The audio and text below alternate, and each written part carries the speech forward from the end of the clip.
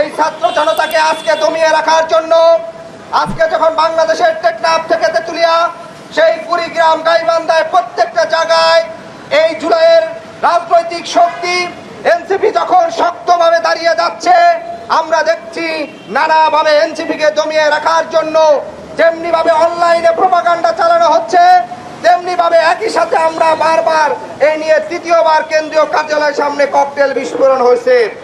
আমরা এর তীব্র নিন্দা জানাই।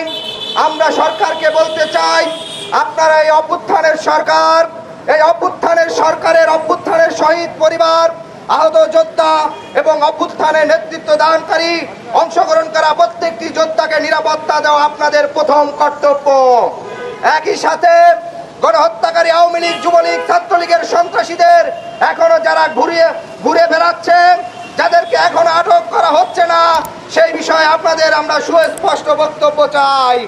আমরা আজকে স্পষ্ট করে বলতে চাই, যদি এই সরকার, এই রাষ্ট্র, এই দেশপ্রেমিক জনতাকে, এই শহীদ পরিবারকে, আহত যোদ্ধাদেরকে, গণ অভ্যুত্থানে অংশগ্রহণকারী নেতৃত্বকে যদি, আন্দোলনকারীদেরকে যদি রক্ষা করতে না পারে, তাহলে এই গণ অভ্যুত্থানকারী অংশকারী বিপ্লবী জনতা তাদের নিরাপত্তার দায়িত্ব তারা নিজেরাই গ্রহণ করবে।